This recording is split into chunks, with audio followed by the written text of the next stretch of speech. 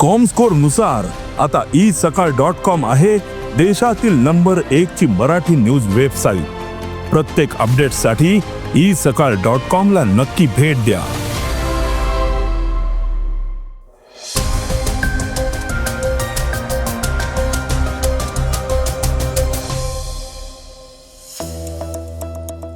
Connecting लिंकवर सेल्फीसाठी थांबल्यास दंड होणार आहे.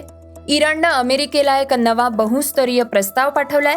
तर विमान क्षेत्रात 100% थेट परकीय गुंतवणुकीला मंजुरी देण्यात आलेली आहे.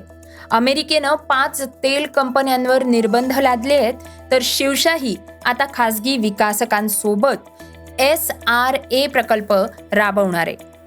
BCCI विराट आणि रोहितच्या प्रस्तावाला मान्यता देणार का? हल्लेखोर सलमानला मारण्यासाठी आले होते. या बातम्या आपण आजच्या पॉडकास्टमध्ये ऐकणार आहोत. नमस्कार, मी गौरी कुबेर. आज 4 मे वार सोमवार. तुम्ही ऐकत आहात देशातील नंबर 1 मराठी न्यूज वेबसाईट isakal.comचं पॉडकास्ट. पॉडकास्टची पहिली बातमी मुंबई पुणे द्रुतगती मार्गावरल्या कनेक्टिंग लिंकची. महाराष्ट्र दिनापासून सुरू झालेल्या मुंबई पुणे द्रुतगती मार्गावरील कनेक्टिंग लिंकवर वाहनं थांबवून सेल्फी काढण्याचे प्रकार सुरू आहेत. या मार्गावर बंदी असून सुद्धा वाहनधारक थांबत असल्यामुळे अपघाताची शक्यता आहे. या पार्श्वभूमीवर या मार्गावर सेल्फीसाठी थांबणाऱ्यांवर 24 तास CCTV कॅमेऱ्यांची नजर असून त्यांच्यावर दंडात्मक कारवाई होऊ शकते, असं महाराष्ट्र राज्य रस्ते विकास महामंडळानं स्पष्ट केलंय. कनेक्टिंग लिंकवरील प्रवासाबाबत महामार्ग पोलिसांनी अधिसूचनेद्वारे बोगद्यात हलक्या मोटार वाहनांसाठी ताशी 100 किलोमीटर वेग मर्यादा आणि बस करता ताशी 80 किलोमीटर वेग निश्चित केलाय.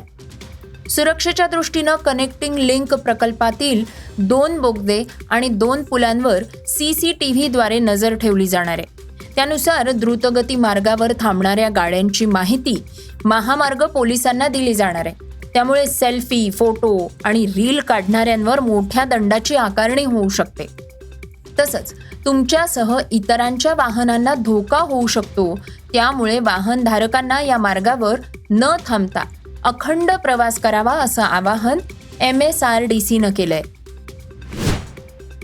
पॉडकास्टची दुसरी बातमी आहे इराण आणि अमेरिकेच्या तणावाची. इराण आणि अमेरिका यांच्यातील रखडलेली शांतता चर्चा पुन्हा सुरू करण्यासाठी इराणनं अमेरिकेला एक नवा बहुस्तरीय प्रस्ताव पाठवलाय. मात्र अमेरिकेचे अध्यक्ष डोनाल्ड ट्रम्प यांनी या प्रस्तावावर असमाधान व्यक्त केलंय. इराणच्या अण्वस्त्र निर्मितीवर कडक निर्बंधांशिवाय कोणताही करार मान्य करणार नसल्याचे संकेत देण्यात आलेले आहेत. अमेरिका आणि इस्रायलनं 28 फेब्रुवारी रोजी केलेल्या संयुक्त हल्ल्यानंतर सुरू झालेलं युद्ध हे 8 एप्रिलपासून थांबलेलं आहे.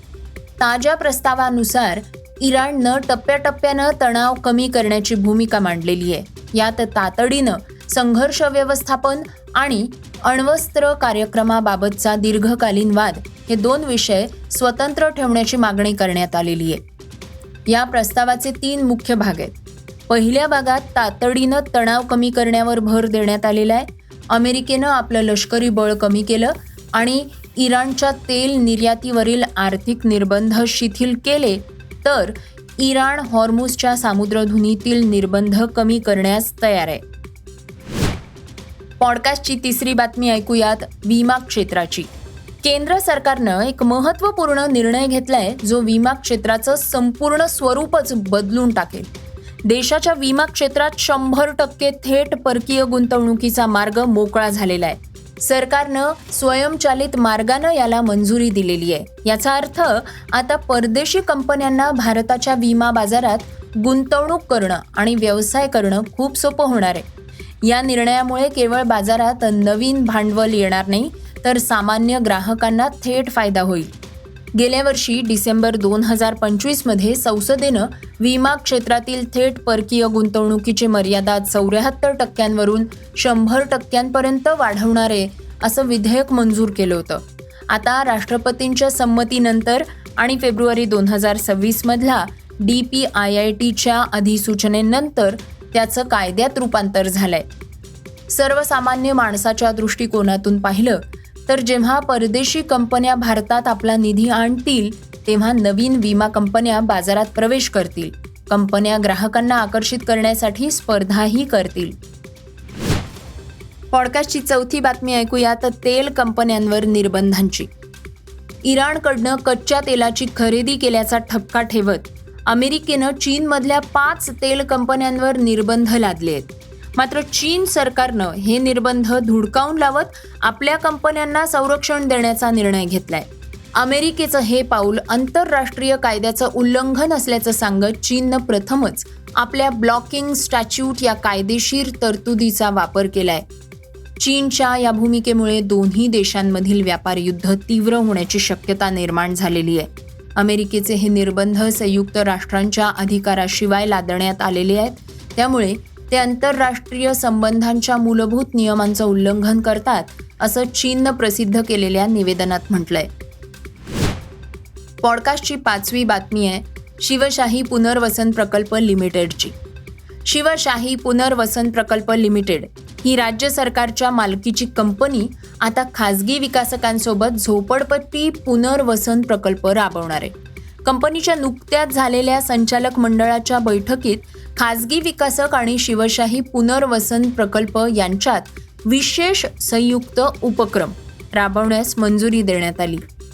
त्यानुसार शिवशाहीनेही रखडलेले SRA प्रकल्प खासगी विकासकांच्या सोबत पूर्ण करण्याच्या हालचाली सुरू केल्या आहेत.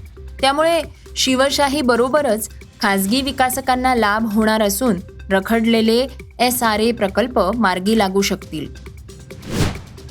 पॉडकास्टची 6वी बातमी क्रीडा क्षेत्रातनं.